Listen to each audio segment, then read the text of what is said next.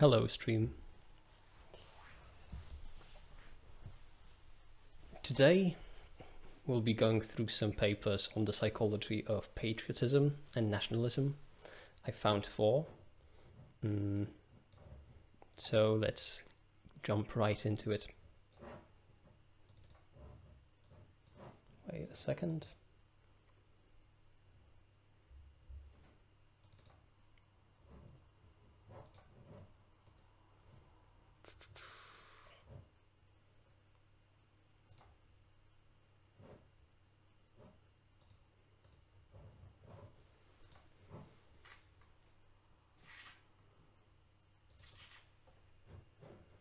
Just give me 1 second.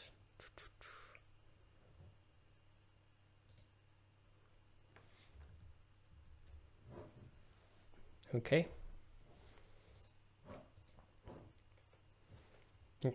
So this is a paper called A Cultural Approach to Patriotism. It was published in the Journal of International Intercultural Communication by 4 authors. Okay, so let's just read through the abstract. This study explores an under-researched phenomenon of how African Americans communicate about patriotism via ordinary political conversation. We conducted 2 studies that offer critical qualitative analysis of how patriotism is colloquially articulated among African Americans. In Study 1, focus group interviews were conducted, transcribed, and analyzed using a constant comparative method. In Study 2, we conducted a quantitative content analysis. So, okay, the first one is a qualitative research method. The first study uses a qualitative research method, which basically, it doesn't quantify things, right? Qualitative research methods want to kind of explore our understanding of a topic, but not broadly. Not, for example, examining how many people use, what words are used by African Americans in order to kind of corresponding with patriotism, right? And how many of those words are used, and so on, right? And how many people use that kind of language. It's more like kind of, what do these people think about the usage of those words? What concepts do they hold themselves, right? And the second one is a quantitative content analysis. So they basically, I think, they probably analyzed the first study. Just broadly speaking, looking at the abstract, they probably analyzed the first study in a quantitative way, meaning they quantified what type of language is used by who and so on.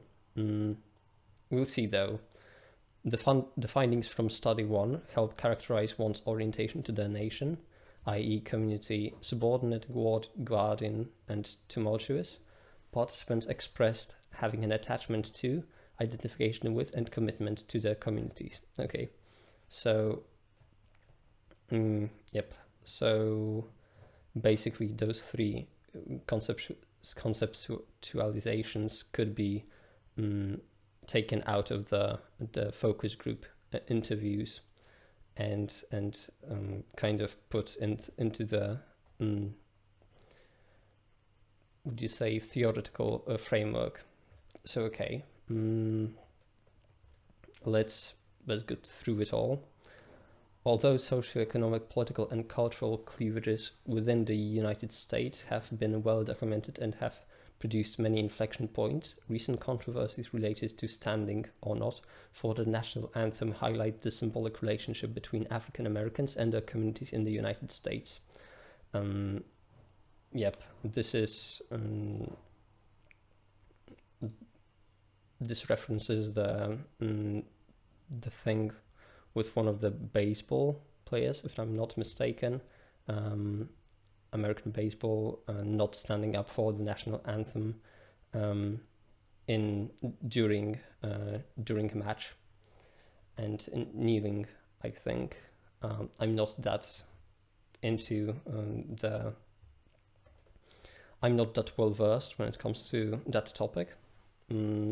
So let's just read through the rest of the paper and kind of develop an understanding based on it. Not only did it bring attention to African Americans' perception of American idealism, but it also amplified the conversation about patriotism. Despite the persistent struggle of African American communities to be engaged civically, in other words connected, perpetual efforts towards the end are patriotic, although such a connection between African American culture and national identities is rarely if ever discussed in those terms. In order to better understand this relationship between culture and patriotism, the study was conducted in two parts in an effort to identify the communicative aspects of the affective connection that African Americans have to the United States. Moreover, this project is an effort to find general aspects of African American colloquy related to patriotism through focus groups. We anticipate that the findings will aid in offering communicative characteristics of patriotism. So, broadly speaking, what I'm interested in is just how patriotism can be used by how it is created, right? How it is used when it comes to politics, and different papers will go into all of that. So this one doesn't particularly speak to the point of how it is used by different political parties, but it speaks to how it is created and what is the concept of it. How do people perceive it, right? Just 1 second.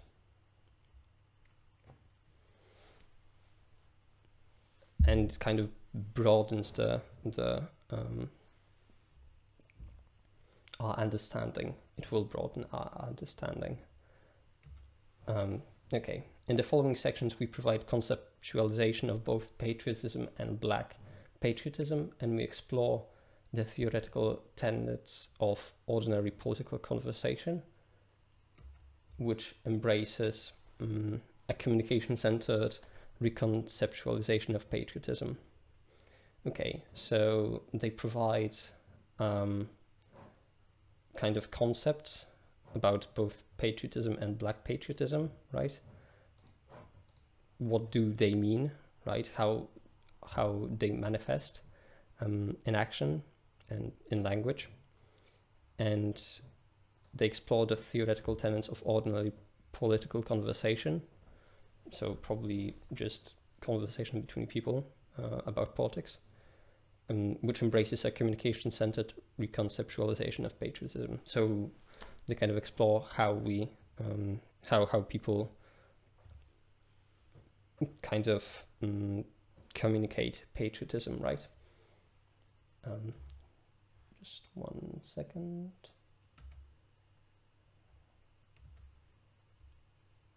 I've got to do something.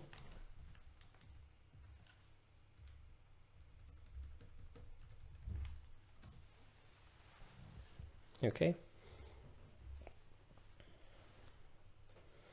We also offer a thorough description of the qualitative method used to conduct our study and a rationale for our quantitative content analysis.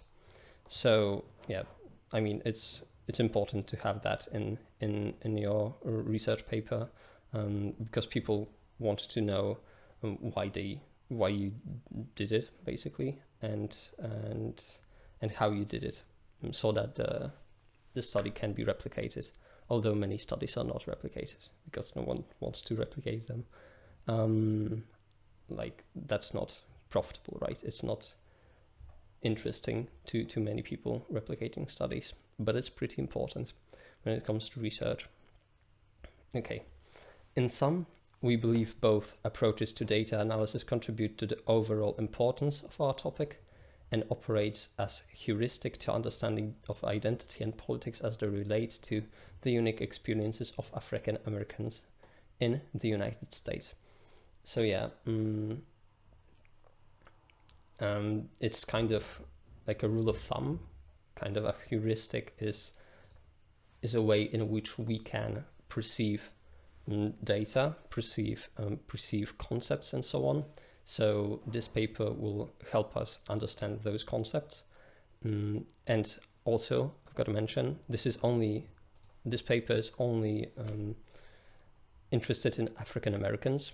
So it'll kind of it's going to be hard to kind of generalize the data, to be fair, to other ethnicities, cultures, just because of the scope of the study. But some broader things I think can be generalized. But we'll get to that when we come to it. So, conceptualization of patriotism.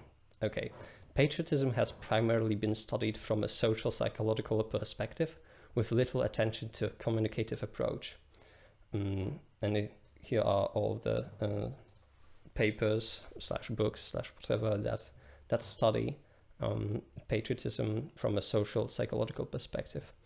And this paper wants to be more engaged in the linguistic part, the communicative part of patriotism, and that's why they wanted to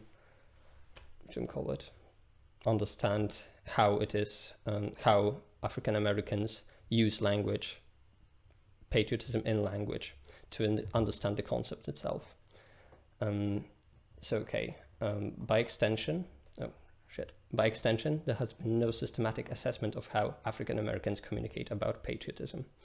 And those studies probably point to that there hasn't been anything like that yet. So this paper wants to fill that void. Okay, given that most African Americans are very likely descendants of Africans who were subsequently enslaved throughout the US, and they are a cultural group whose conceptions of and experiences with the notion of patriotism, a complex phenomenon, are not well understood and oftentimes ignored in studies on this topic.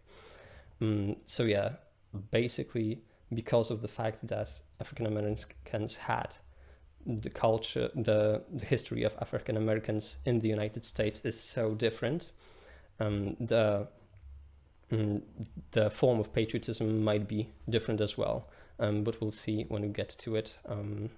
This is just the part about the theory behind all of it. Okay, on its most basic level, patriotism is defined as the degree of love for pride in one's nation. Okay, that's just the definition. Using the aforementioned socio-historical perspective, we assess how communication is used to create and maintain constructs that define patriotism, its audience, and how African Americans fit within that audience. Okay, so they're gonna kind of use that the history of African Americans in America to understand what African Americans see as patriotism. Before we assess African American colloquy about patriotism, we first consider the theoretical tenets of patriotism. While the phrase love of country is a colloquial definition for patriotism, widespread disagreement exists about how to conceptualize patriotism due to the historical dynamism and dysplasia of American social relations.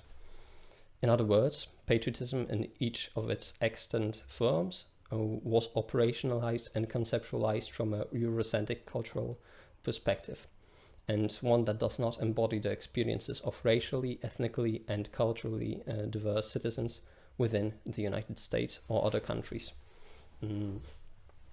So yeah,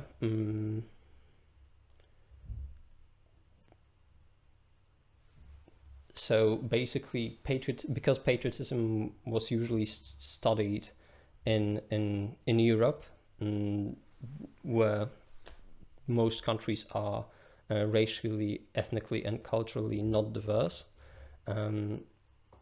because within Europe, only the United Kingdoms and France, maybe, and maybe Germany could be classified as somewhat diverse, but not as diverse as the United States of America.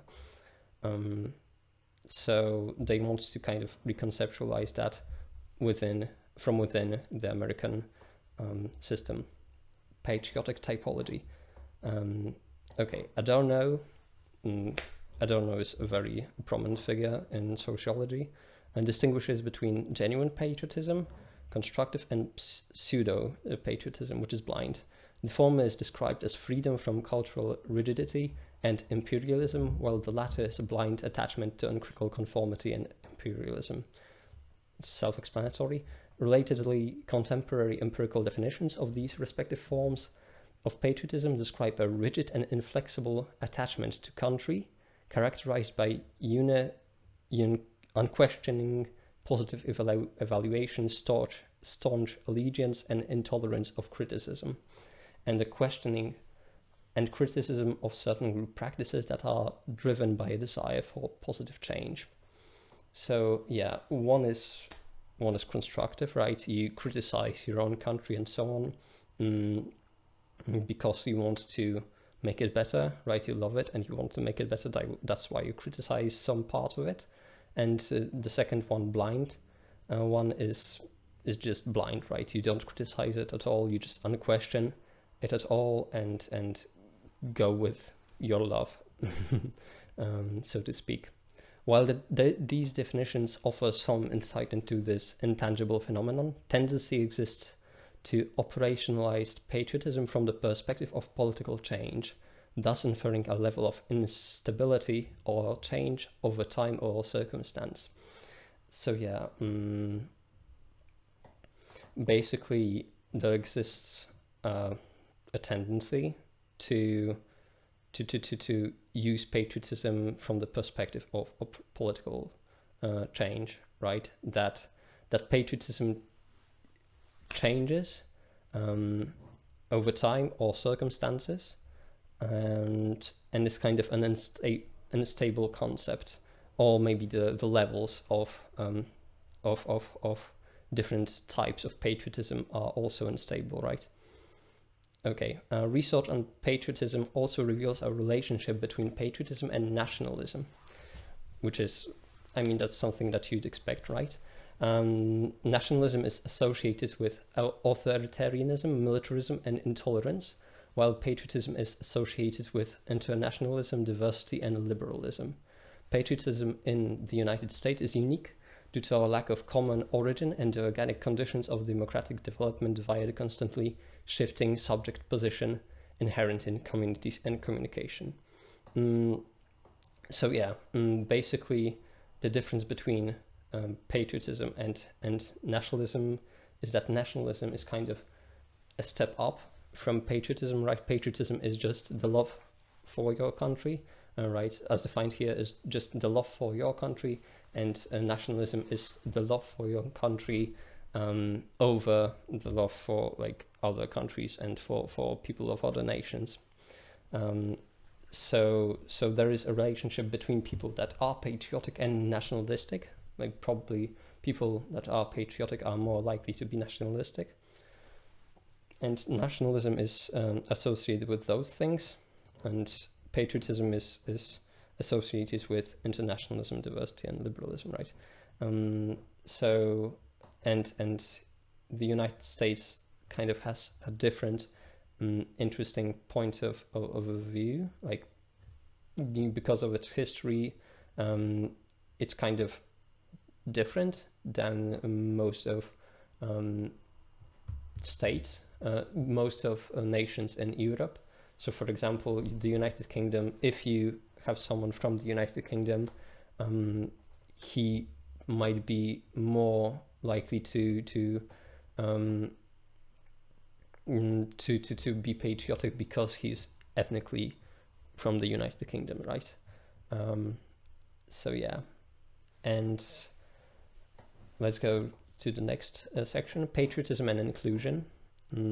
While research on patriotism has been enlightening, findings are limited as they are not generalizable.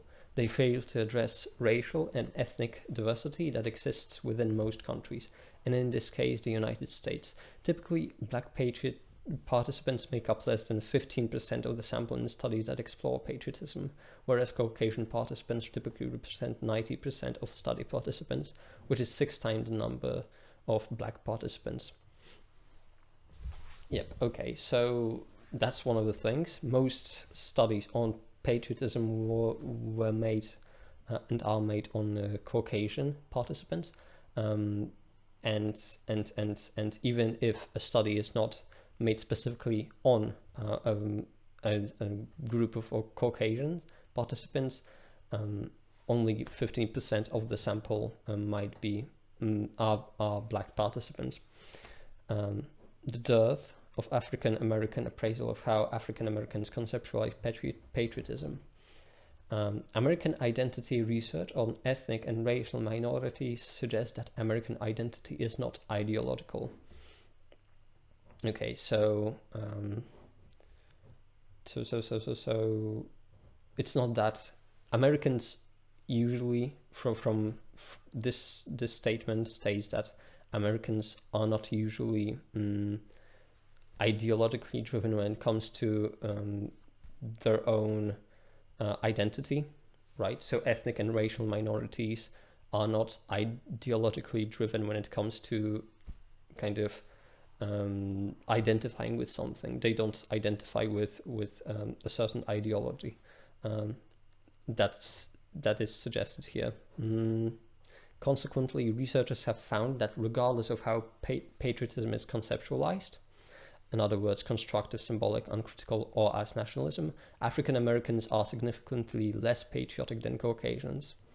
In some, patriotic identification, it seems, is not ideological, and racial identity is not ideological, and racial identity is a significant predictor of it.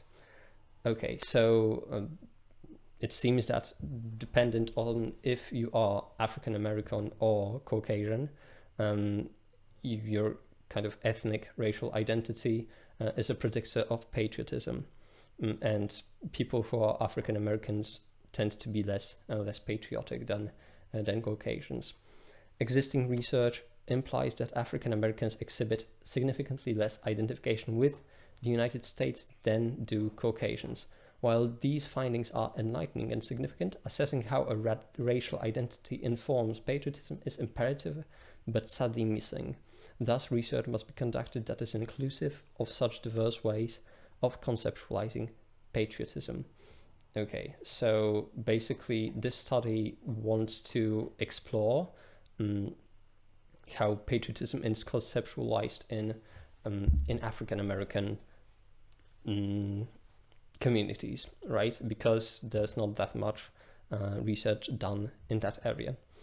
So that's maybe something to look into, right? Subjectivity and patriotism. In contrast to research that posits a priori categories of the individual perspectives of national identity, Davis asserted that national identity is a function of emotional attachment and value-laden interpretations, and any study of the phenomenon should allow individuals to express their ties without restrictive categories imposed by the researcher. Davis' study helps legitimate subjective investigation, a subjective investigation of individuals' attachment to their nation in order to provide an inductive starting point for the conceptualization of patriotism. We look at how Black patriotism has been discussed in previous research. Okay.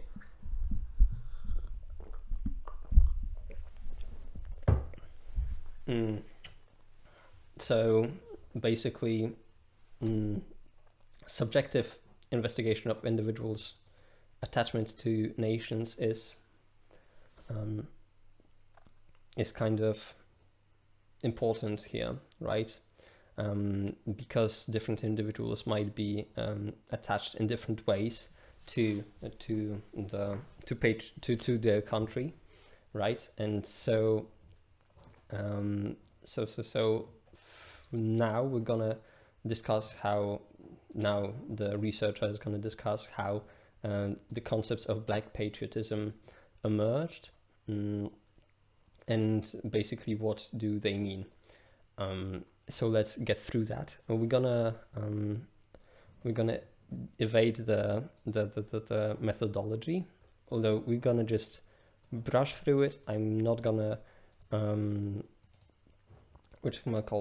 not gonna explain that much, since it's kind of boring, and we just have to know if it's been done in the right way, right? If there aren't any methodological errors in it, to basically like accept that that a study is more likely to be true, right? Because methodology is important when it comes to studies like that. But even if the methodology is completely correct, you can't really accept all of the stuff basically all of the results of the study. So let's go through the conceptualization of Black patriotism. So patriotism is emblematic of commonalities and cooperative action, including social obstacles, common purpose, and heritage, toward achieving goals among people of multi-ethnic communities. However, North American patriotism has not been conceptualized with such cultural nuance. Rather, it has been an exclusive designation for Anglo-Americans, that is, rarely, if ever, associated with African Americans. The scarcity of research on the relationship between patriotism and culture that exists results in under-articulated relationships between African Americans and the United States. Okay, so basically, patriotism is connected with commonalities when it comes to different groups and cooperative action, right? So if a group has social obstacles that are the same, common purpose, like both of these, and also heritage and so on, if they're connected, right? If they're within the group almost the same, then the group is more likely to be patriotic, since it's usually, or is maybe not more likely, it's correlated with that, right? So it's kind of hard to find which one influences which. Maybe more patriotic groups are more likely to engage in cooperative action and are more likely to find to be in the same social obstacles, and maybe just being in social obstacles and so on influences patriotism. However, okay, so African Americans and the patriotism is kind of underdeveloped when it comes to research on it.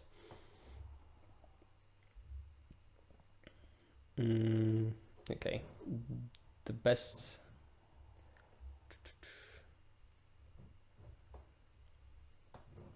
Okay, so basically, one of the scholars, Wanzo, I think, and Wilkins, two scholars, explored the identity of African Americans when it comes to patriotism, and found that it is melancholic. And I quote, "An existing strand of African American patriotic identity resulting from its phantasmagoric nature for many citizens," which is kind of a way of saying that it wasn't that they're not that connected to American patriotism the same way as Caucasians are, and because of the fact that slavery occurred, right? That's why it's melancholic. Although that's what I think, at least. Yep, that's my hypothesis based on that statement. Okay. It is reflective of experiences particular to African Americans communities within the United States. This absence of a true believer rests on the assumption fissures exist between what the United States espoused and what was possible for African Americans. The time period chosen by Wonzo provides a glimpse into the highly contentious relationship of African Americans to the United States prior to the Civil Rights Act and the Voting Rights Act. So yeah, basically there's been a sort of difference when it comes to what African Americans were told that they could do, right? When it comes to the United States, at the start, right, everyone was supposed to have equal rights and so on. That's the idea of democracy, right? But African Americans and women weren't allowed to vote, right? And they were African Americans were segregated and so on.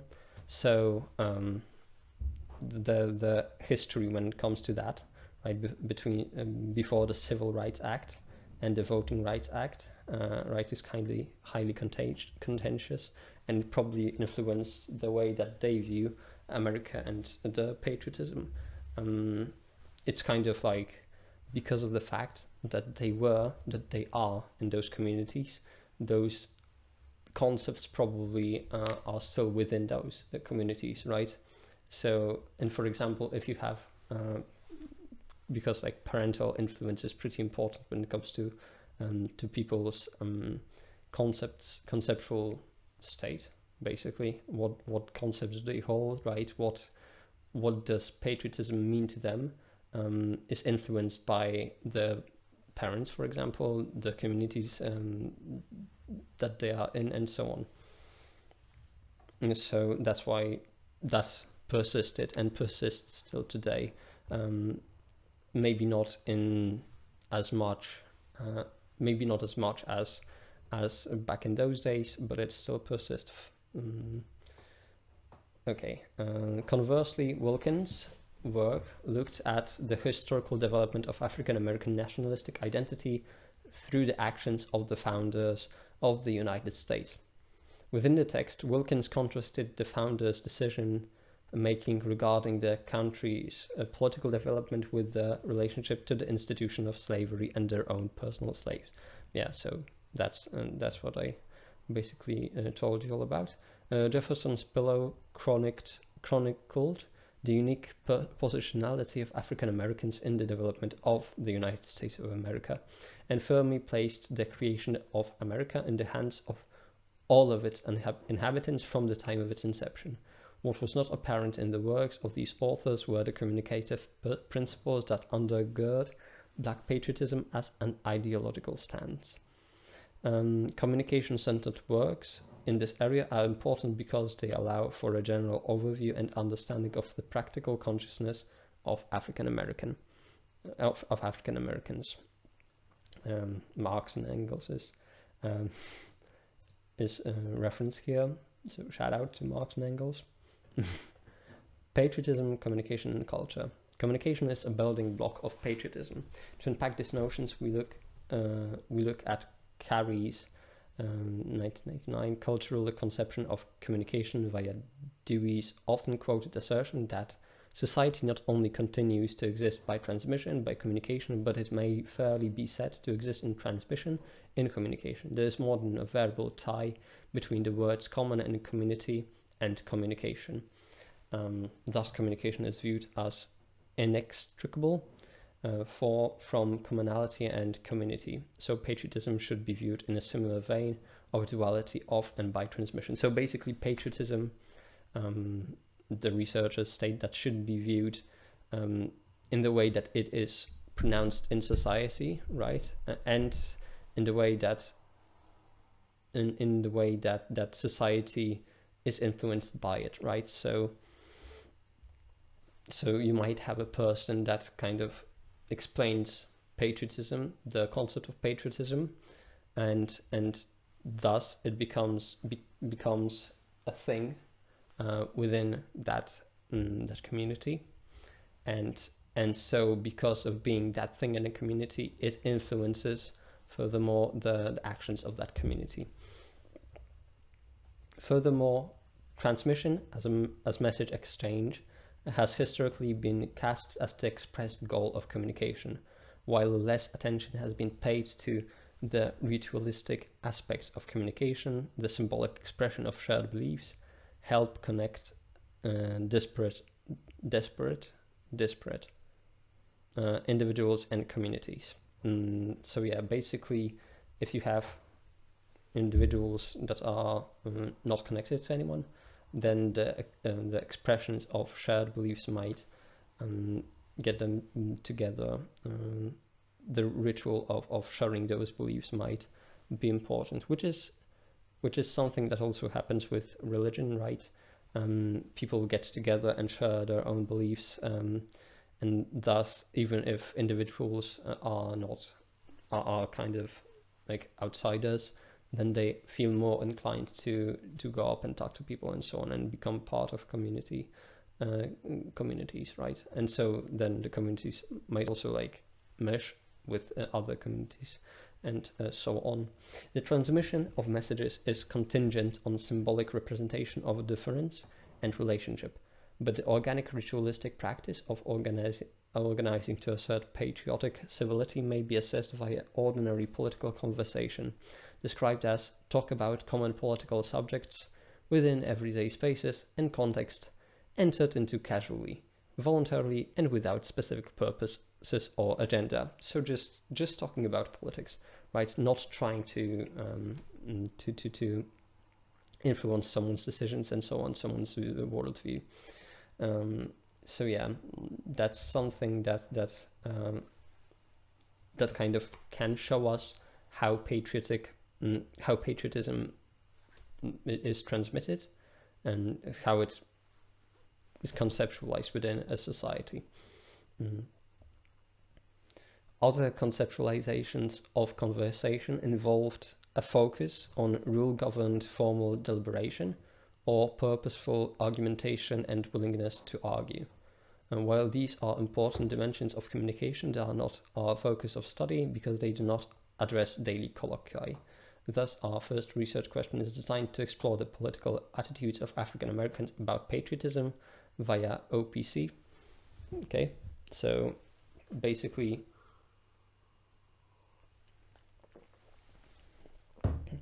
those conversations are kind of more stiff, right? So the researchers don't want to get into those because they might be biased in some way, right? There's certainly a lot of problems with conducting research on that type of conversation, because purposeful argumentation and willingness to argue is, well, there can be a lot of variables that kind of are connected to how and why people argue about certain things. So, for example, you might want to push an agenda, and so you would argue for a thing that you might not fully agree with, right? I'm not saying everyone does it, but this is a bias that might happen in a research such as this. And a lot of these biases usually are subconscious, so it's hard to even like kind of conceptualize and be aware of them and not commit them. Okay, so the research question number 1. Research questions are important when it comes to research. So let's read through them. Given the historical experiences of African Americans in the United States as a largely enslaved people, how do African Americans communicate about patriotism via ordinary political conversation? Okay, this is a very broad research question. It's not skewed in any way. So it's not, for example, are African Americans positively, influenced by patriotic communication, right? Or is African Americans' communication about patriotism via usually positive, right? It's a broader one. The attempt to explore patriotism from an African American cultural perspective takes seemingly antithetical concepts, culture and patriotism, and explores how they fit together. Thus, we also pose this research question: how do African American individuals colloquially conceptualize patriotism? Okay, so this one is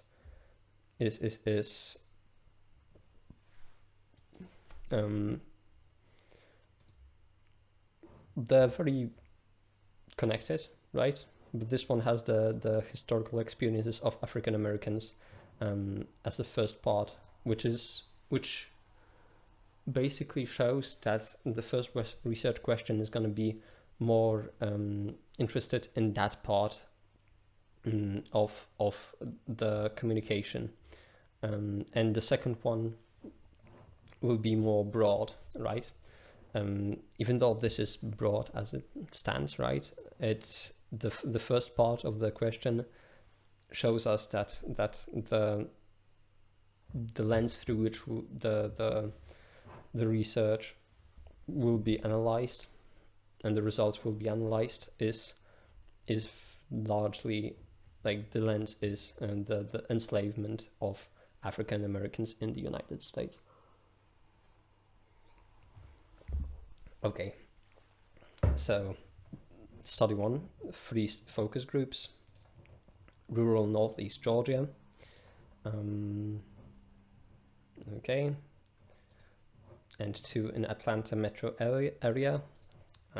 Possible, what do you call it, criticism, right? There's not a lot of variety. Rural Georgia, Atlanta metro area. Those are just, I don't know if those are even 2 states. Probably they are, but still it's like, yep. Oh, okay. It's hard to generalize when only like 2 states are involved, and because experiences of people can vary greatly based on where they are, right? So for example, a black man's experience in California might be quite different than the one of someone in rural Northeast Georgia, right? Okay. Participants were recruited through flyers posted on a local beauty salons and barber shops. Okay.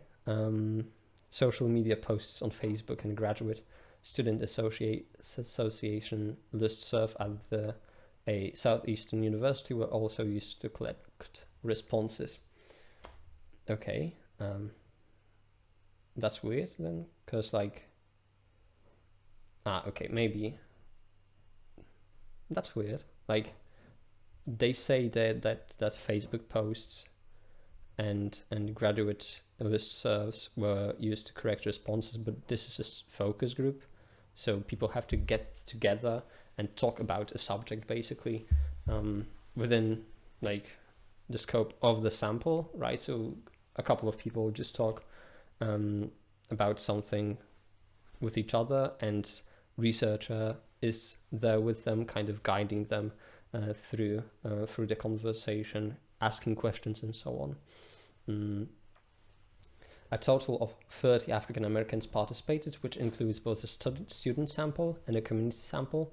African American men, 15, and women, 15, were recruited, ranging in age from 18 to 80. All non-student participants were offered a $10 honorarium, while student participants successfully fulfilled the introductory course research requirement. No extra academic credit or other incentives were provided. Students were not enrolled in a class with the primary researcher of this study. Okay. Different income brackets, various education levels. Okay, this is all seems fine. Interview guides. 13 questions designed to create a healthy discussion. Questions 1 to 4 engendered discussion. Okay.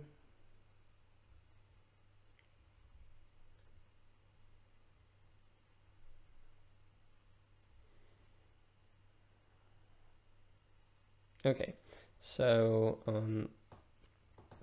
I mean, the questions varied, right?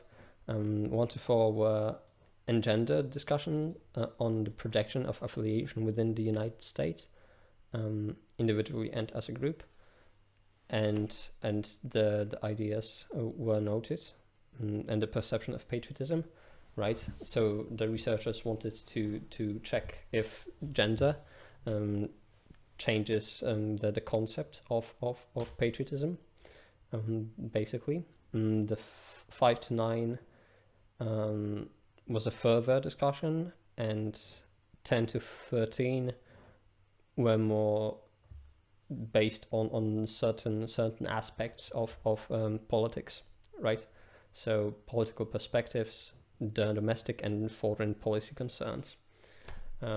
Just fine. Yep. Nice. 86 pages of data. It's not that bad.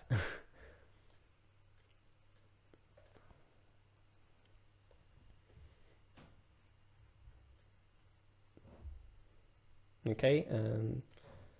Yeah, this seems fine. Let's go. I don't know. Results are pretty important in qualitative studies. So let's go through the result here, right? And the qualitative one. And study 2. Oh, it has its own, like, oh, it's not that bad. Okay. We're gonna go through the results of study 1. Now we're gonna take a little break, and then we're gonna get back to the second study. Okay, so results: relational patriotism. Research question 1 asks how African Americans talk about patriotism via the ordinary political conversation in light of the history of African Americans in this country. Participant narratives indicated African Americans have a deep and abiding love for the United States. When asked about the association of patriotism with African Americans, routinely participants would use the most suitable metaphor they could muster to describe the relationship. 3 themes were identified regarding the relationship between African Americans and the United States: complicated relationship, parental guidance, and subordination. Responses provided representative and holistic view of how patriotism manifests itself among African Americans, customary of the what is it? It's the comparative method, constant comparative method. Participants in each focus group did not discuss specific metaphors of patriotism. Instead, they outlined the tenets of each metaphor as a portion of the respective focus group conversation. Okay, so the first type of patriotism is a complicated relationship. So in this study, African Americans found that because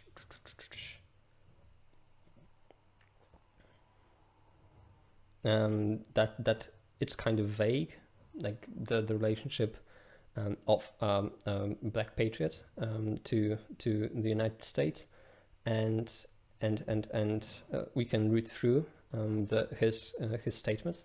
Yes, I am patriotic, and the reason that I know that I am patriotic, it's almost like the Supreme Court definition of pornography.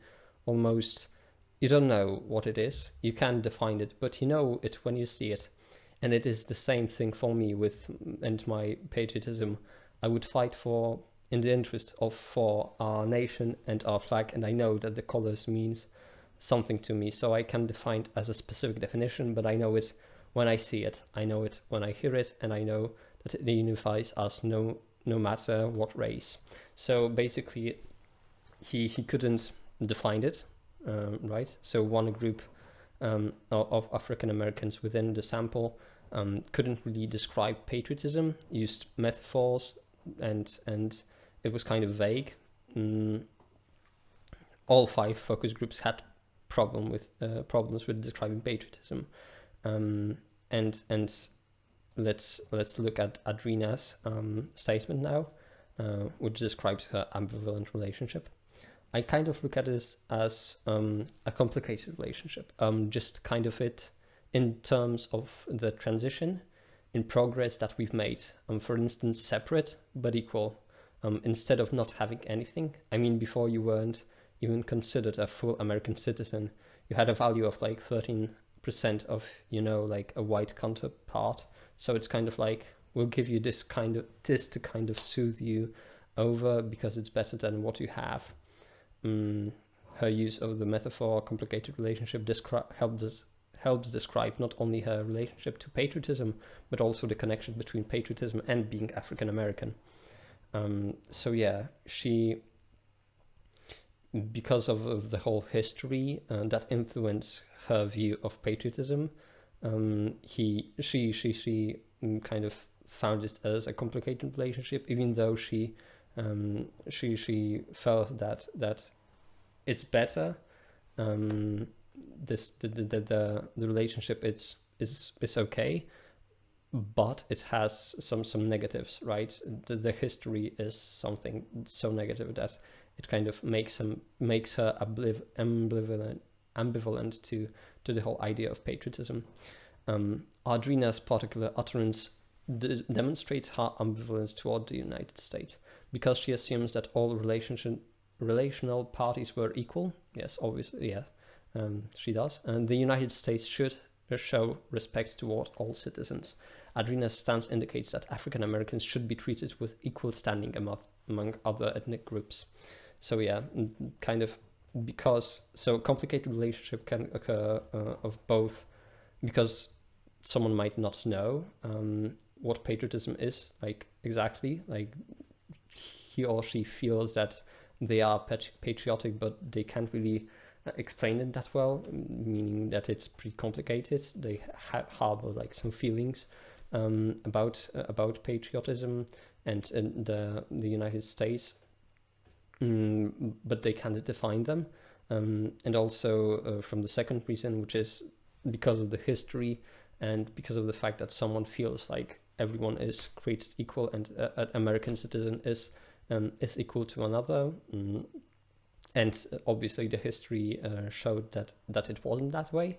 Then the concept of patriotism changes because of that, and it's pretty what do we call it?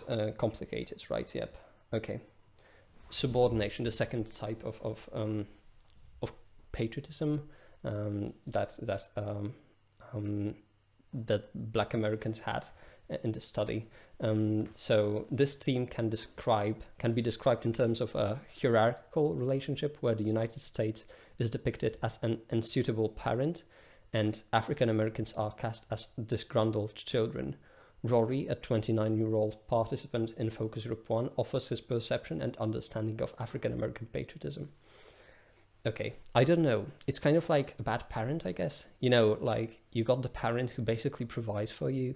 They're not the best parent. They do something to piss you off, but at the end of the day, that's still, the person who kind of makes a way for you. So that kind of what it sounds like, what you're saying, so you're still on that negative thing. You just don't agree with everything. That's how I kind of feel like. I don't know if I put too much stock in being an American patriot. So it's kind of like the same when it comes to the concept. It's kind of like complicated in a way. There are positive and negative feelings, right? Rory suggests that African Americans love a country that does not adequately care for them, yet they continue to serve its interests despite that inadequacy of the provided care. He views this parent-child relationship as a negative relational connection which is not to be severed but corrected. So he kind of wants to reform that, and you could also see that kind of in Audrina's statement, right?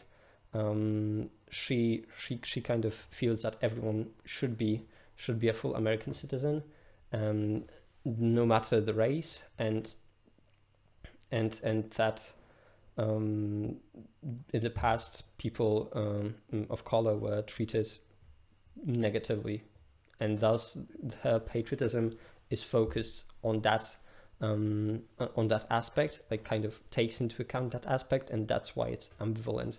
And the subordination here, I think it's more like in the present, right? The Rory still feels like the relationship between the United States of America and its black citizens is not connected properly, right? It's still pretty negative in some respects, while in others it's fine. Okay, the third theme, parental guidance. Jamie, a 35-year-old male participant of Focus Group 4, addresses the issue of patriotism using a metaphor of The Guardian. Patriotism. For me, patriotism does not mean an undying commitment to all ideals. There might be some ideas that you disagree with, but patriotism is, for me, is having pride in being American and supporting America in things that you should support America about, but also in being willing to criticize America for things that it should be criticized about. You know, sometimes my mother, she's hard on her kids and whatnot, but now, not because she doesn't love them, because she loves them so much or whatnot, but patriotism is being willing to support and criticize and to be a part of America and to be proud of being an American, but not necessarily everything that America stands for. That's what it is for me. Okay, so this is the most critical kind of patriotism, right? That's been shown. This one kind of is interested in that also, kind of reforming the system, right? But this is more so, it's like being able to at the same time love it and criticize it. Okay. Jamie does not allow for an absolutist definition of patriotism. Instead, criticism is central to his view of patriotism, right? In that he thinks it demonstrated a true, possibly unconditional love for another. Example like a mother-child relationship. Jamie asserts that African Americans have been placed in the position of a parent, and the United States is a child who needs guidance and critical support.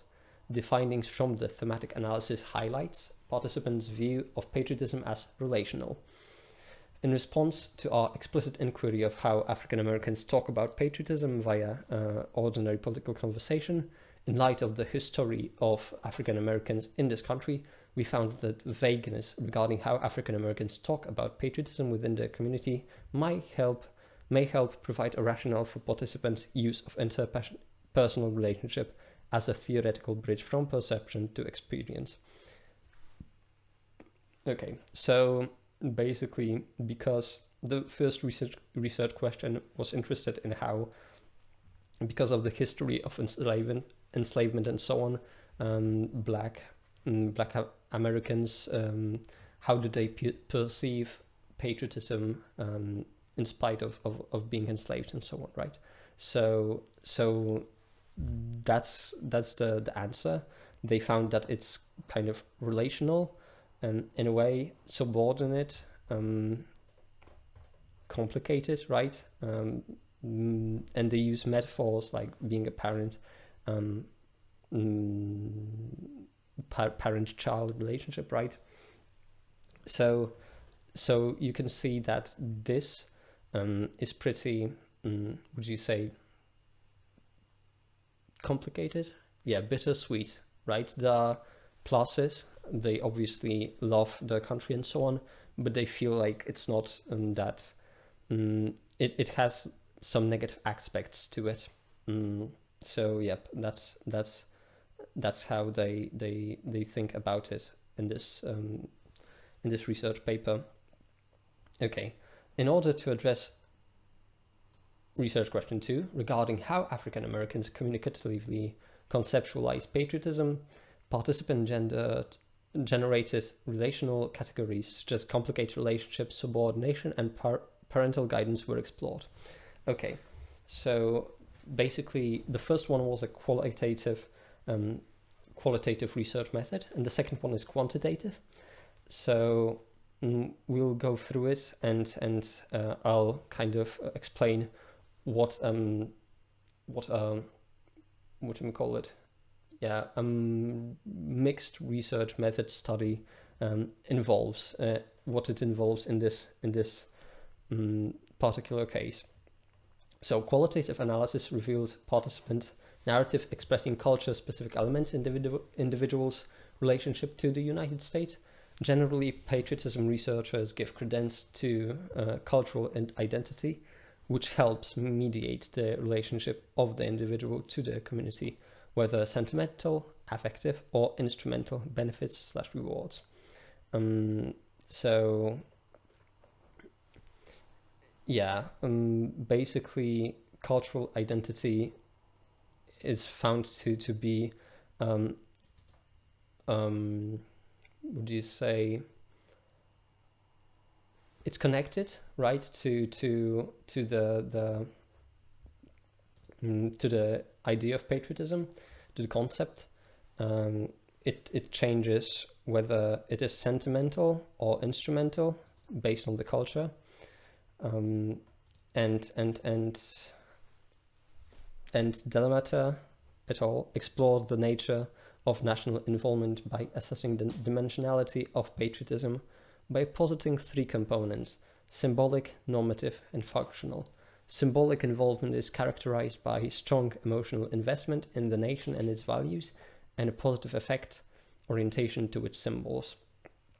Okay, so if you symbolically involve yourself in patriotism, you are emotionally connected to the nation, its values, and its symbols. Normative involvement is described as less emotional than symbolic involvement and tied primarily to the sanctions attached to national role expectations as the individuals perceives them. Okay, so normative is less emotional and tied to how you fit in within the country, right? And how your role is perceived by the nation,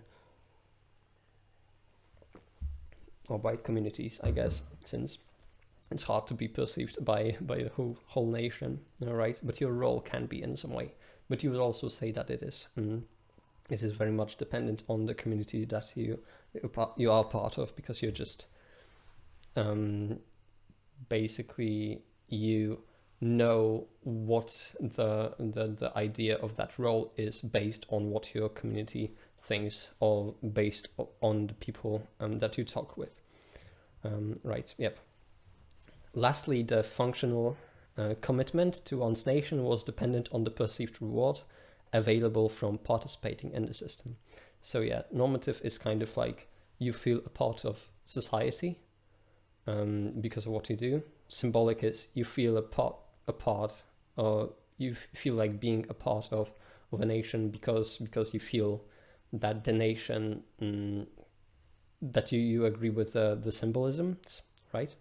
And the functional commitment is you feel to be a part of the nation, like you are part of the nation, because you will receive some rewards based on that, right? On being the part of that nation.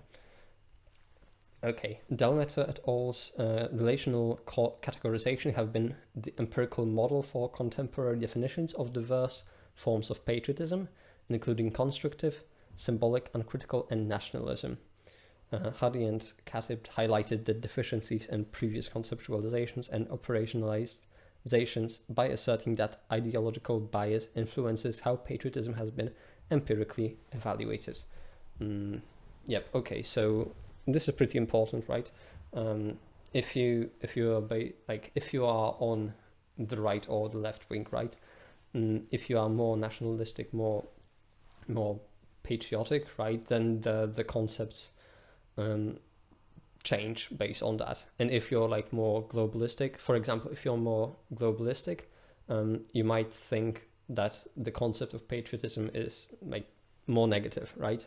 And if you're like more nationalistic / patriotic, then you would say that it is more positive, right? And your definitions and so on might change based on that. So yeah. But I think that this categorization which one is it? The normative, symbolic, and instrumental one, functional, right? That's pretty interesting. I think that is a valid form of categorization, but we'll have to see. Right, okay.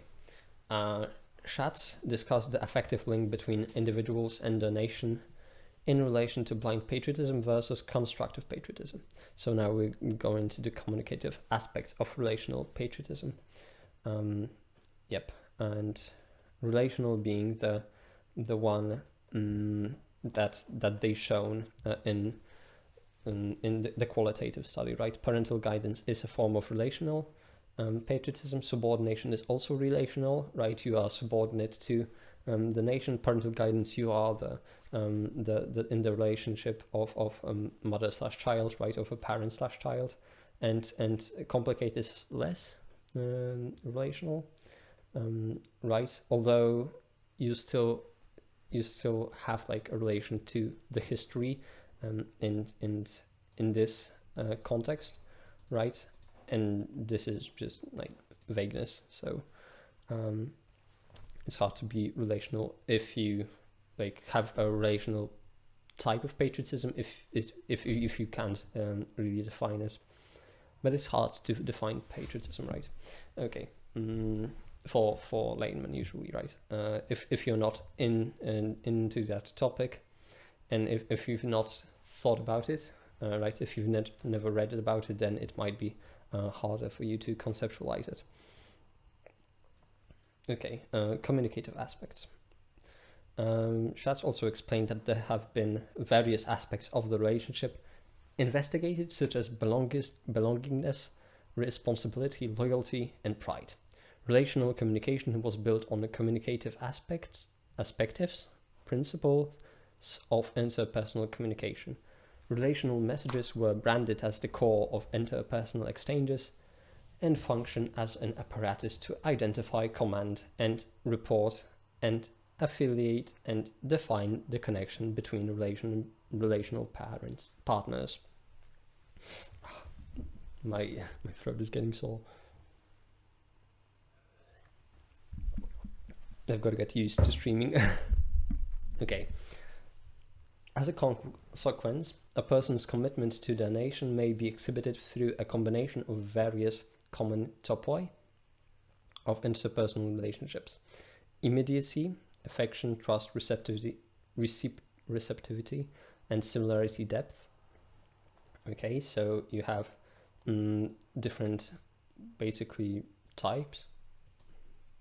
I don't know what topoi means, to be fair. Immediacy, equality, composure, economic variance, task orientation, formality, recognition, and dominance. Okay, so you basically can exhibit person's commitment to your commitment to your nation, by showing those things, right?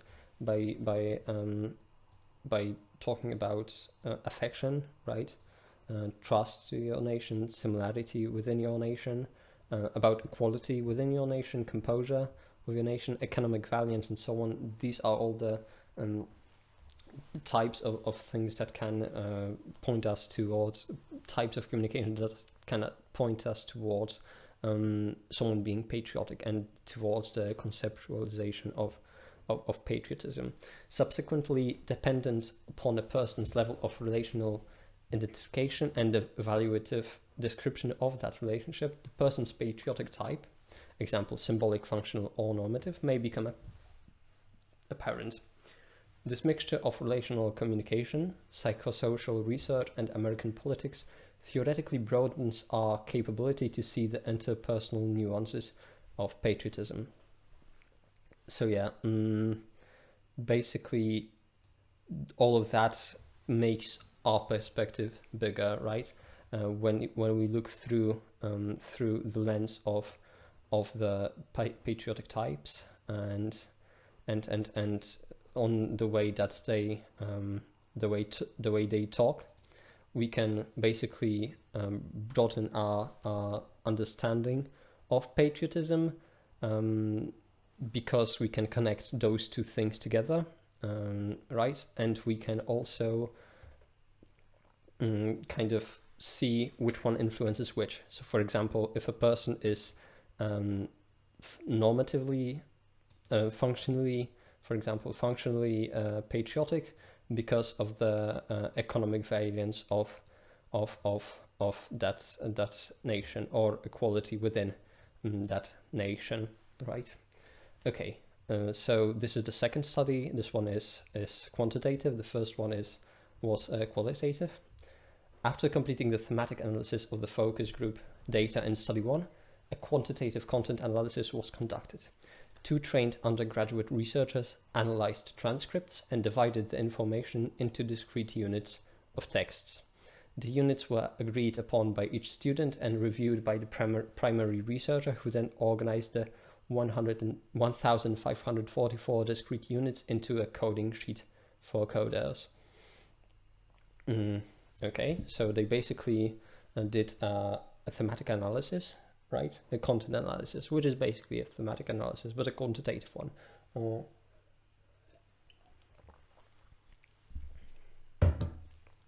So they basically took the transcript and created codes from that transcript, and codes are basically parts of the text, or different words slash even statements created by the researcher that kind of get the whole point of the statement across, right? So you might have a statement: we live in a society that hates black people, right? You could get that statement and kind of compress it into code: society hates black people, right? Or society hates, or hate of black people, right? So, yep. And that's what they did here. We can't really see what type of codes they used. There are different types of codes. So for example, like one taken out of that statement can be just hate, right? And one can be completely created by a researcher. So for example, negative attitudes towards black people can also be a code corresponding to that that statement. Okay. So based on findings from the previous study, okay, we've read through that, I think. Or did we? No, we didn't. Okay. Based on findings from the previous study, a coding scheme was created using 2 distinct measures: the patriotism/nationalism scale and the relational communication scale. Using these measures, a coding scheme was constructed to better understand the cultural elements of African American interpersonal relationships, such as dating, complicated relationships, subordination, and guardian relationships. Hecht, Jackson, and Ribot's work on African American communication was used to define the elements of each relational type. Finally, statements were created that followed the language of the patriotism/nationalism scale.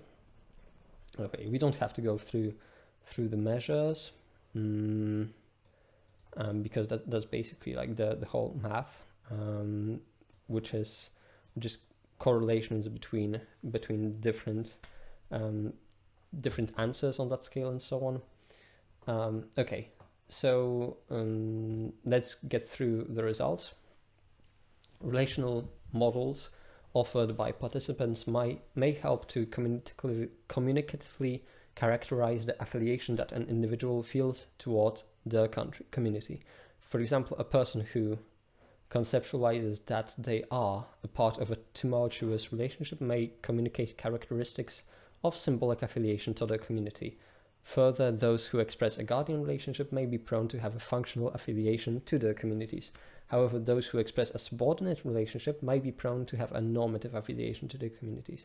These categories are not mutually exclusive, which only enhances a richer understanding of the communicative aspects of patriotism. Okay, so basically the three types of patriotism which were discussed in the first part and in the first study. So complicated relationship, subordination, and parental guidance were then connected to the ideas of, let's see if I can find it, functional, normative, and symbolic. I can find it, symbolic types of patriotism that are the ones that other researchers found.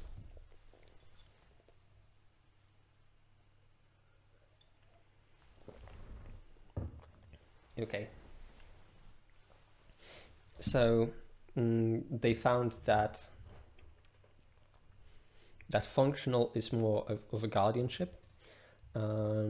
Those two are connected, right? And symbolic is connected to the complicated relationship type.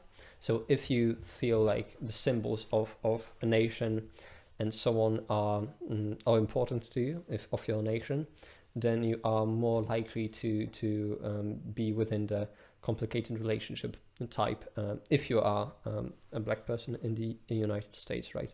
So African Americans basically found this are usually connected on that spectrum, right? Yep. Okay. So normative subordination and so on. What is this?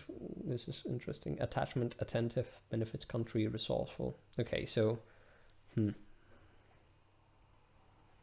statistics. As mentioned above, participants were generally positive regarding their relational orientation to the United States. Of the reliable message features assessed, racism and inclusion had significantly more negative statements than positive statements, which were less than or equal to an of level of 0.05 respectively. Conversely, participants reported significantly more positive statements regarding the message features of attachment, identity, commitment, education, and benefit country. Okay.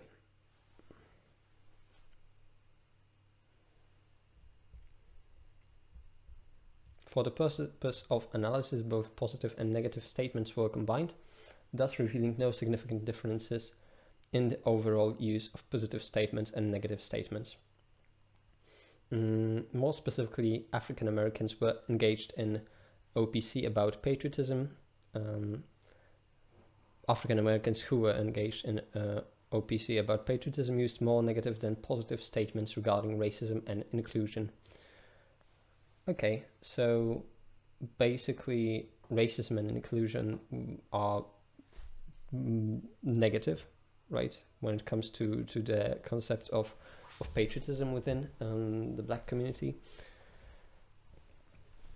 Conversely, which is, I mean, it's not hard to see why, right? Conversely, African Americans may employ more positive statements regarding attachment to, identity with, commitment to, emotion toward, knowledge of, education in, and providing benefits to the communities. Okay, so the community aspect is one of the most important when it comes to black communities concepts of patriotism, right? You feel patriotic because you benefit your community and your community benefits you. You feel a part of your community, and thus you feel that you are patriotic.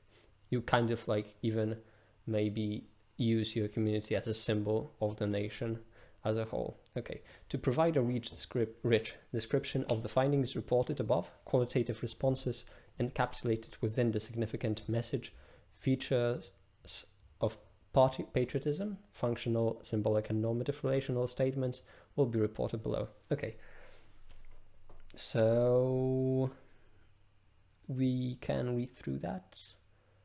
Yeah, it's pretty interesting.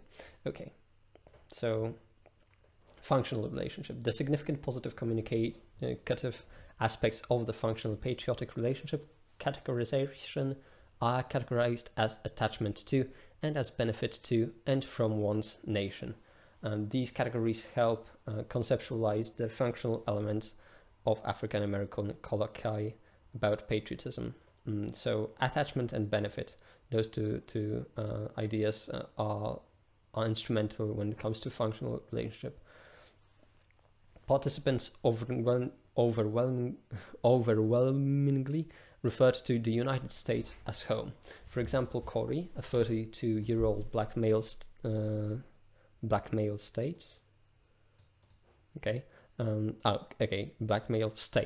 The first thing that came to my mind when you said, "What does the US mean to me?" I thought home. Also, others express attachment to the United States, but with a sense of apprehension and uncertainty about belonging. For example, Gray, a 59-year-old male, states, "As an African American, I feel like, we contributed so much to this country from the very beginning.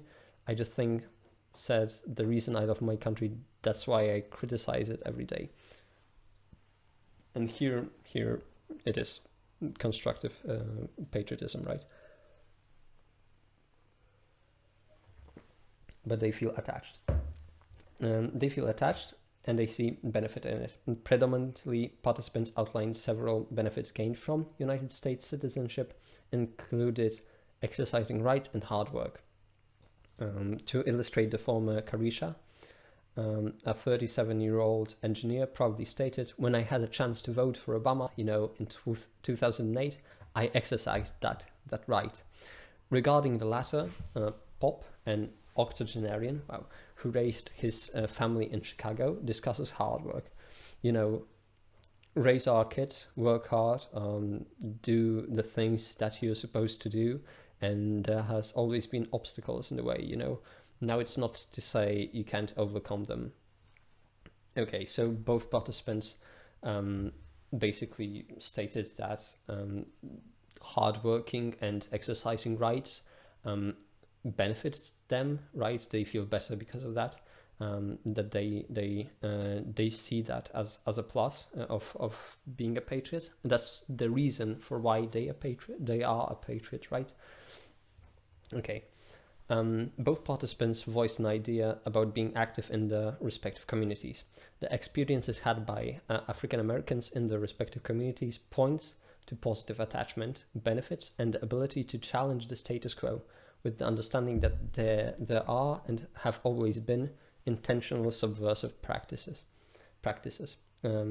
So basically, they know that the United States government and so on kind of tried to rob them of those rights, but they also feel that those rights and hard work and so on, the right to hard work, the right to participate in the community, and the right to vote is beneficial to them, is important. Okay, the second type of relationship, symbolic relationship.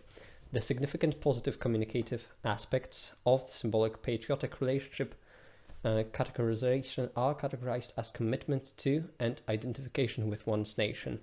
And these categories help conceptualize the symbolic element of African American colloquy about patriotism. Basically, the symbolic symbolisms, right, are the reason when it comes to this group for why they feel patriotic. Commitment. Participants' commitment to the United States is couched in the support for service members, the national anthem, and other symbols of American ideals. Although support for the symbols of American idealism is a significant element of African American colloquy about patriotism, it is tempered. Cheryl, a 36-year-old female who is raising her family in a southern suburb, illustrates this point. Patriotism is being willing to support and criticize and to be a part of America and to be proud of being an American, but not necessarily everything that America stands for. Similar to the sentiment expressed regarding attachment, criticism and support are both central to the commitment element of colloquy, patriotism for her. Yep, so that's self-explanatory, right? She feels like like the fact that you can both support and criticize America, right? Parts of America is important for her concept and for why she is patriotic. She is committed to America. Identity. Support for one's nation is embedded in participants' identification with the United States. The most frequently used term provided by participants was that of American. Again, as with each of these categories, there is a sense of disillusionment identifying as an American. Andrea, a 34-year-old mother of 3, says, I see myself as an African American, and I have got to get some viewpoints on that, because although my family history of origin is from Africa, I'm not from African. I'm a Black American. Similarly, Corey states, it's like I'm more so proud to be African American instead of just American. So participants provide the African American culture bent to American identification. Further, the significant symbolic aspects of African American colloquy, patriotism are built upon a foundation of pride in one's national emblems and ideals. Even so, we must consider that pride places the accomplishments of African Americans within the United States as its core. So, as you can see, African Americans basically, if we want to be really, what do you call it, minimalistic, right? If we want to be really concise, they basically create their own national identity, sort of. This group, right, the symbolic group, kind of creates the identity that they are African Americans and not Americans, right? And there's distinction between those two. So it's kind of like, because of the history and the culture of African Americans in the United States, they kind of feel like they're part of a different sort of nation, different sort of patriotic community, right? They're patriotic to African Americans, at least that this part of the sample feels that way. Okay, normative relationship. Constructive critique of community practice is a significant piece of African American conversation about patriotism. As noted in the results section, this relational category contained the largest volume of coded statements made by participants. Our findings suggest that those who view the United States through a normative, that is, subordinate relational characterization, may express their views about racism and inclusion negatively. Conversely, those negative statements do not extend to educational opportunity. Admittedly, these findings may be skewed due to the economic achievement of the sample. Taken together, there's so much gradation regarding education, race, and inclusion that is central to the African American experience. Okay, so that those who view United States normatively, right? They don't view it as, they view that they are part of the nation, and because they contribute to it, right? Because their role is important when it comes to the nation. They basically have a subordinate relational characterization, so they feel like they are subordinate to the United States as a whole, right? It's a metaphor, but yeah. So, and they feel that racism and inclusion is negative, obviously. They view those things as something negative when it comes to being an American. But educational opportunity is not one of these things. But the researchers think that it might be skewed due to economic achievement of the sample. So basically the sample has a lot of graduate students, right? And because of that, they might have been more likely to be able to go to university, to college, right? Which is not that, what do we call it? It's not to be it can't be generalized to the whole population of Black Americans, right? Of African Americans. Okay, education. Largely, the normative aspect of African American colloquy about patriotism and education is characterized by opportunity and access. While participants rarely reference opportunity and access, they reveal that neither has been granted for their predecessors.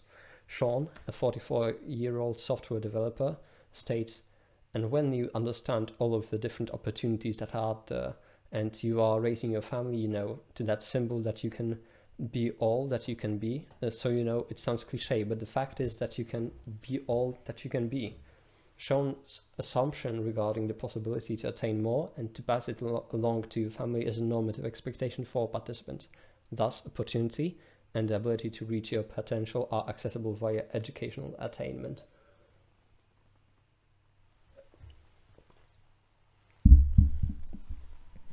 So yeah, basically he thinks that education is important when it comes to the notion of patriotism, right? If it wasn't for the opportunities out there, it's kind of hard to for him to feel like that symbol is like important to patriotism, right? But because of the fact that they are there, he is patriotic, right? Okay. Antithetical to our description of functional and symbolic relational aspects of African American colloquy about patriotism is the ever-present sentiment of separation within American institutions. Lynn, a 30-year-old teacher, described her experience in predominantly white institutions of learning. "Even in the classrooms, we come in and yes, we are the only one, you know, the one black person in a room full of white people. So subconsciously we are separating ourselves from that environment."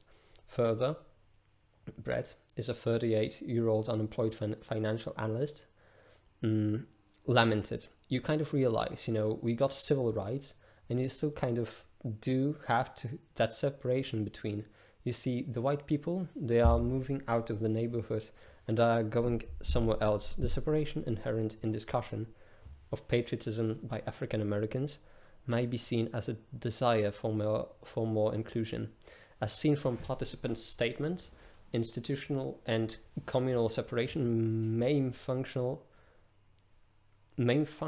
and symbolic expressions of African American colloquial patriotism." So yeah, basically the fact that some places are still predominantly white, African Americans don't feel like they're that included. And also Brett is talking about sort of maybe accidental and maybe not, maybe subconscious or even like conscious efforts of white people to segregate when it comes to the neighborhoods from African Americans. Okay, race. Participants' discussion of race is manifold in nature because it undergirds each dimension of the experience. I identified race as a significant element of participant communicative expression about the community, interactions, and experiences. In an attempt to categorize racial elements of African American colloquy about patriotism, we highlighted Melina, a 40-year-old college-educated mother of 3 who described her experience within the United States based on neighborliness. She specifically recalls the neighborhood she and her family lived in when her son was 5 years old. Melina states, "We had African Americans, we had Asian, Hispanic, and Caucasian, you know, all of us there, and these kids grew up together over the 5 years that we were there." She continues by describing a change that she has seen in parents but not the children. The white parents would keep their kids away. My son is 15 years old and we still live next door to 2 of those families that when we first moved there, that were there when we first moved there, and they have a daughter and a son. They don't associate with us.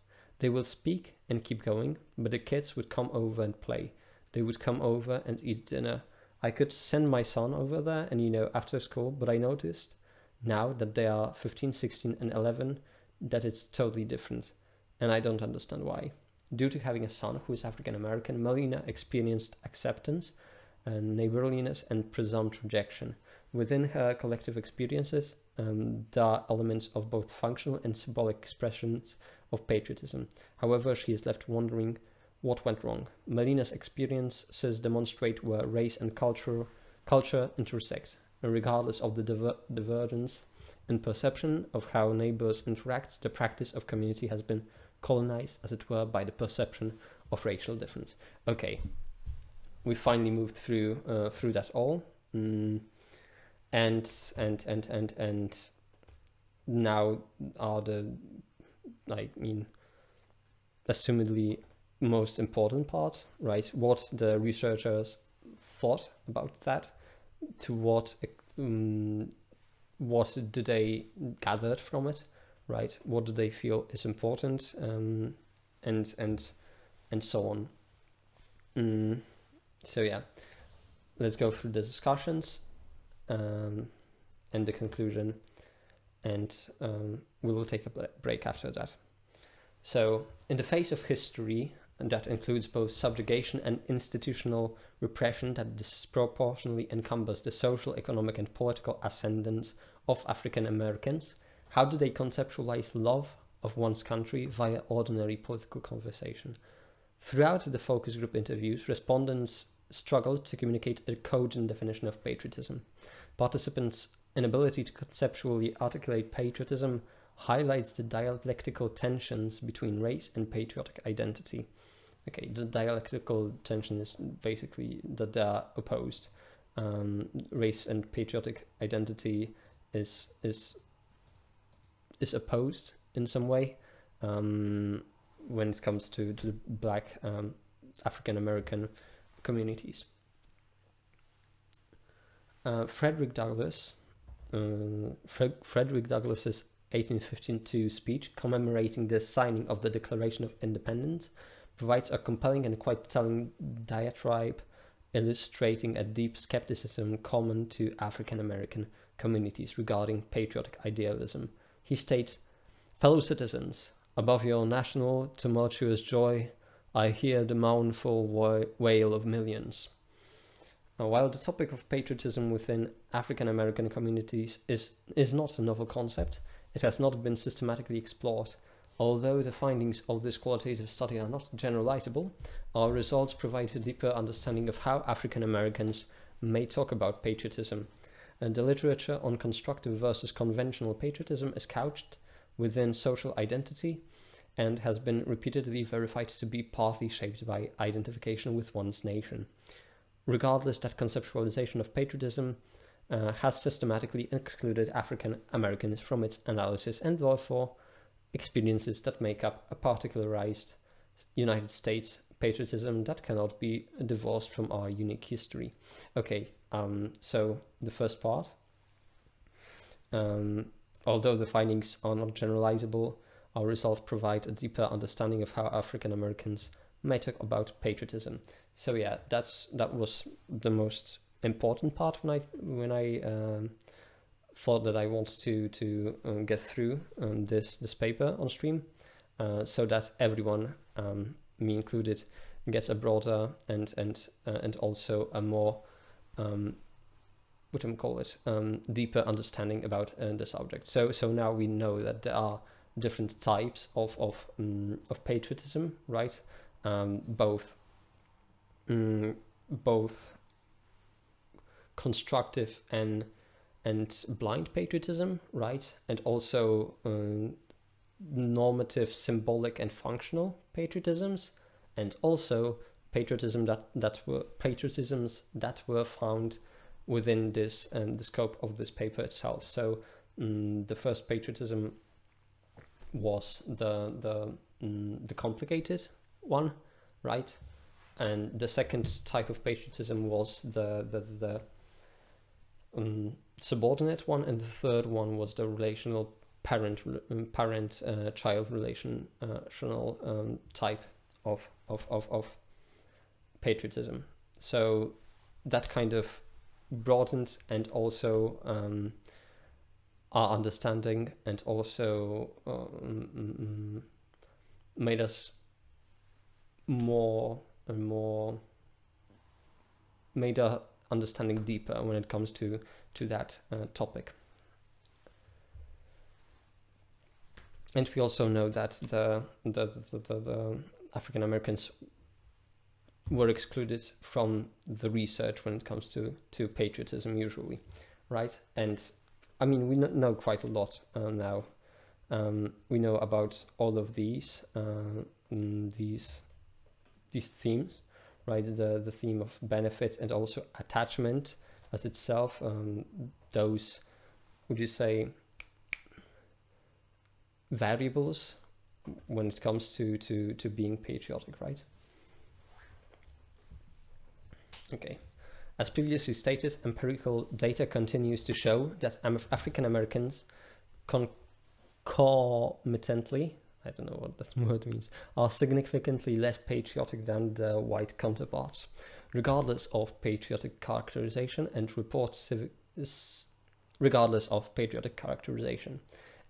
significantly lower levels of closeness to and identification with an American identity. Yet, the actions of African Americans within the United States historically have largely been an effort to engage in the ritual of coming together. From this paradox, a reimagining of patriotism is necessary, and therefore the voices of African Americans as starting point is appropriate.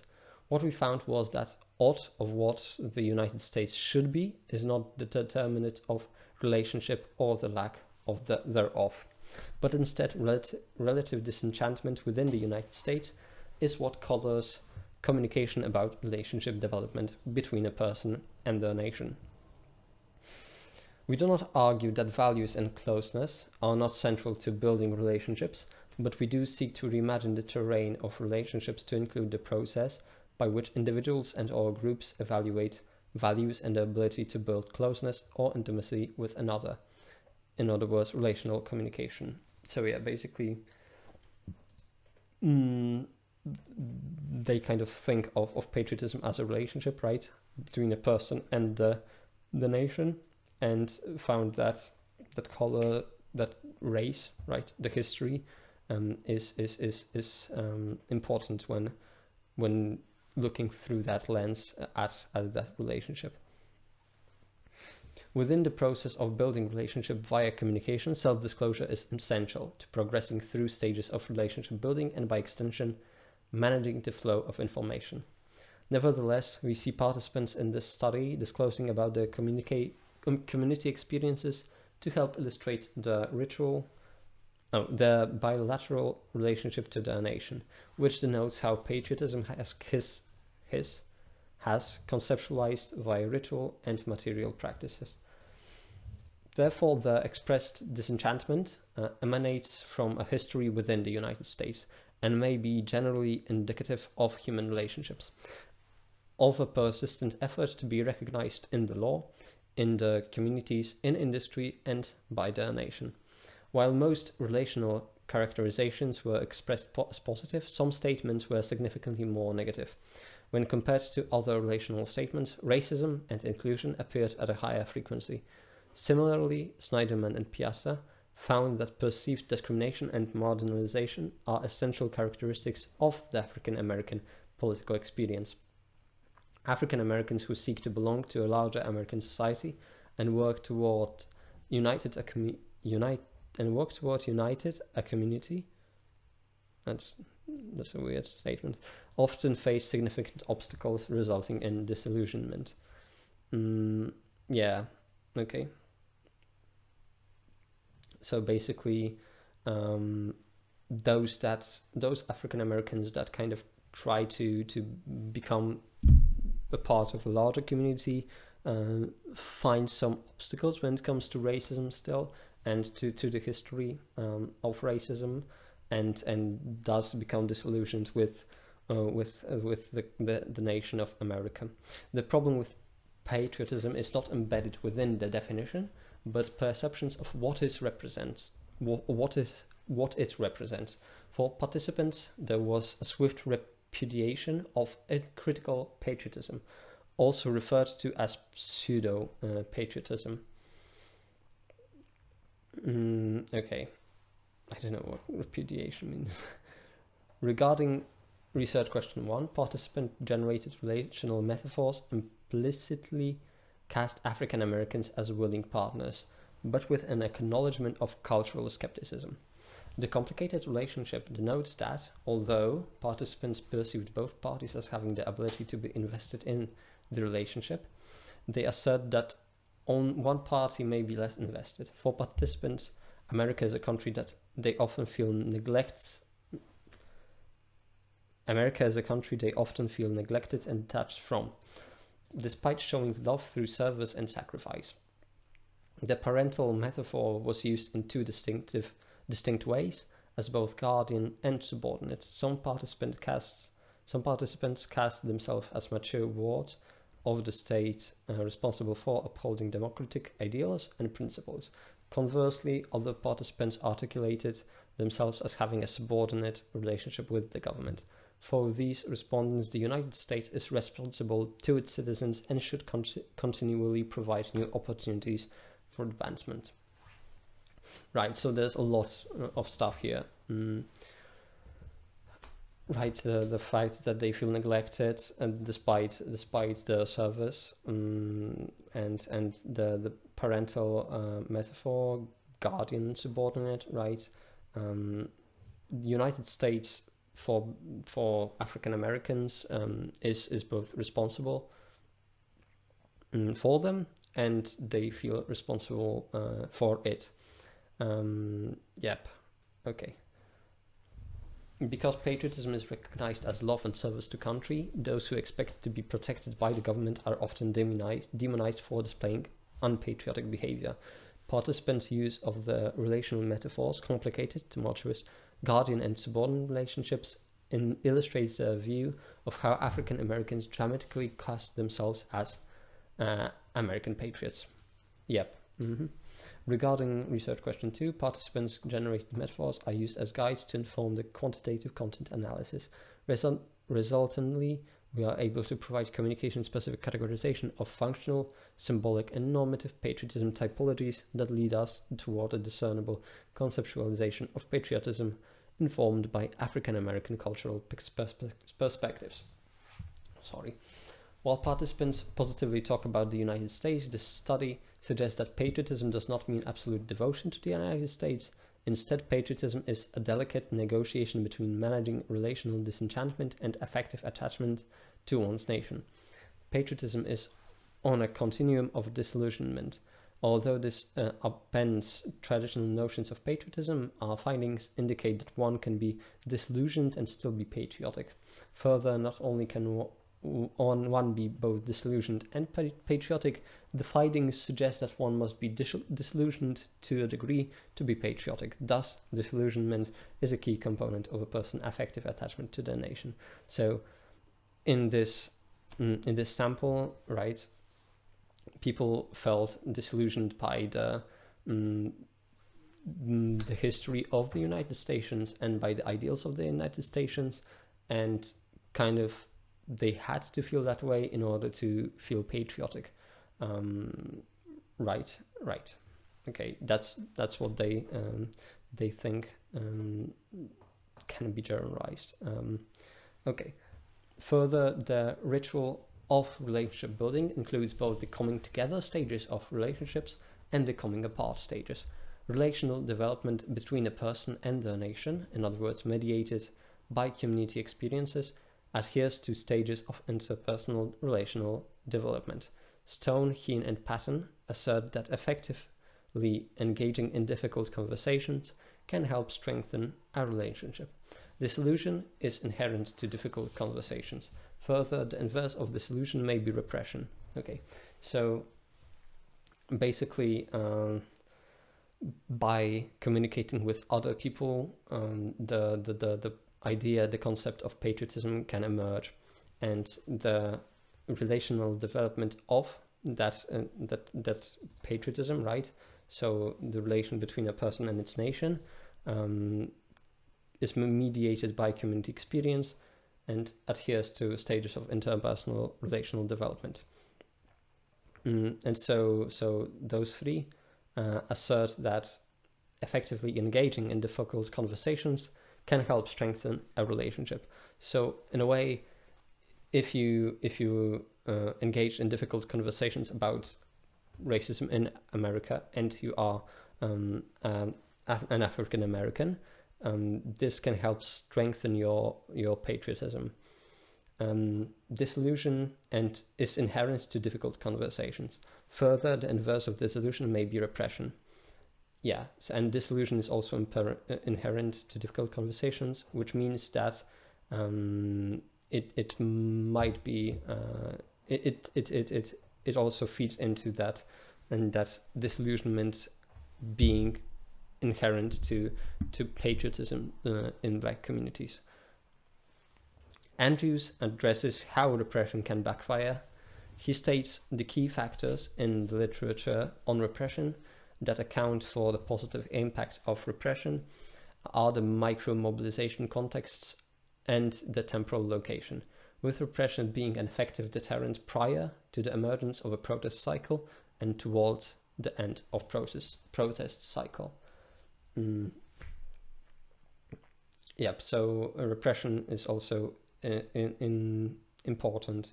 And I mean, repression can backfire, right? So this can make them less patriotic, like being more negatively patriotic, right? Feeling more negative towards patriotism, towards United States, based on the prior emergence of a protest cycle. Wait, no, sorry.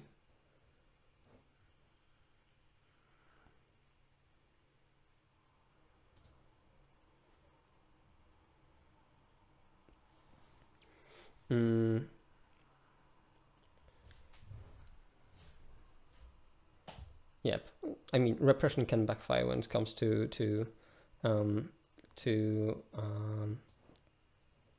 oh, here it is. Here is a better statement that I wanted to create. Yeah, this passage suggests that although repression can both lead to action and inaction, it has systematically functioned in ways that are predictable. Andrews' findings may signal that disillusion also functions in ways that are systematically predictable, thus leading us to ask, in the context of assessing love for one's country, at what point does disenchantment lead to more intimacy? The sample for this project only included African Americans and did not assess the community stories of other races or ethnicities. As such, the decision to limit our focuses to this particular microculture simultaneously highlights African American experiences, while disallowing comparison to other ethnic perspectives. While some may view this as a limitation of our study, we view it as a strength, as it showcases the experiences that many African Americans have as they attempt to manage, negotiate, and understand the intersectionality of their racial and national identities. By diversifying participants and directing attention to the cultural experiences as citizens, we contribute to scholarship by drawing a conceptual roadmap that aids in operationalizing a relational patriotism that illuminates the communal experiences of African American participants, that assumes that their experiences are American experiences. Okay, we'll read through the conclusion. And next up, I'm gonna take a break, and then we're gonna start writing a short story afterwards. Conclusion: as the current literature stands, community and relationships are not notions that are central to typical conceptualizations of patriotism.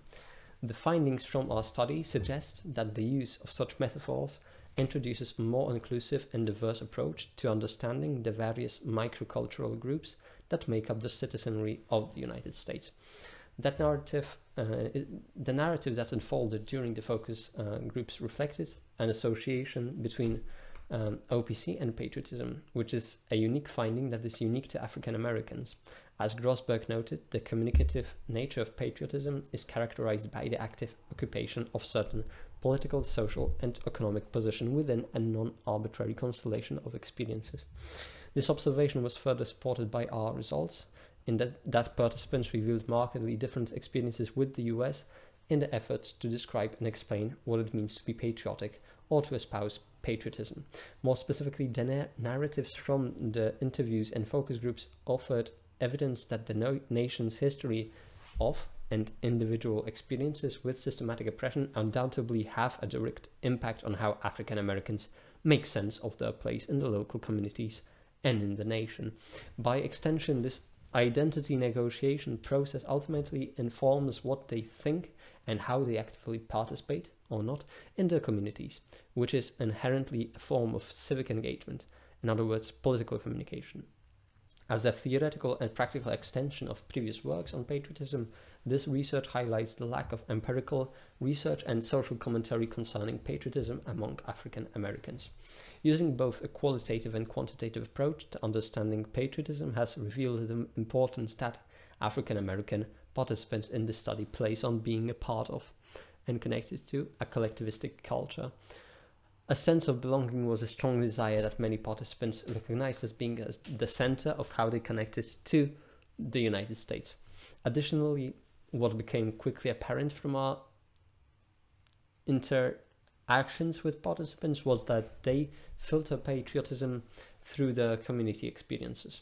By reconceptualizing patriotism from a more inclusive cultural perspective, there might be justification for an operationalization of patriotism as relational, subordinate, tumultuous, or guardian, while employing a community-level perspective regarding attachments to, identification with, and love for one's nation.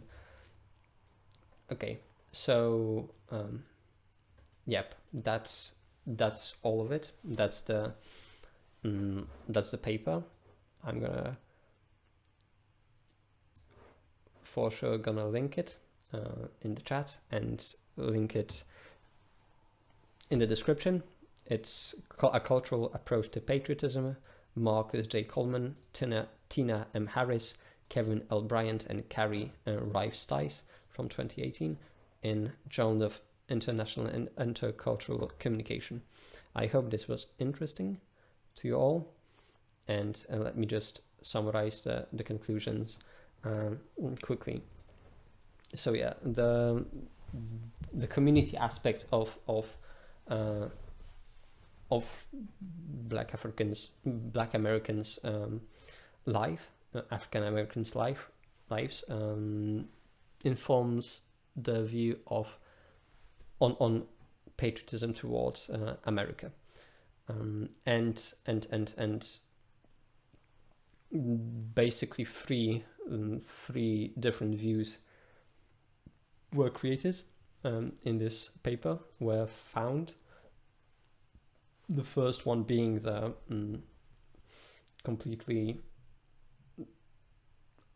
tumultuous slash how do they call it, complicated relationship, right? The second one being just basically a guardian relationship, guardian subordinate relationship, right? And the third one was kind of a parent-child type of relationship. They're using metaphors, but yeah, and those three are for sure. That's what they think. That's what the research suggests. Is all of these three are informed by, in some way or another, by how racism and all of that stuff emerged, and how it was basically in America, and still is to some certain extent, right?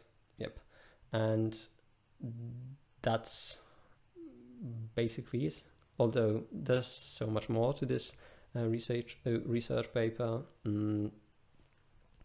which is kind of hard to read through it to kind of get to know it.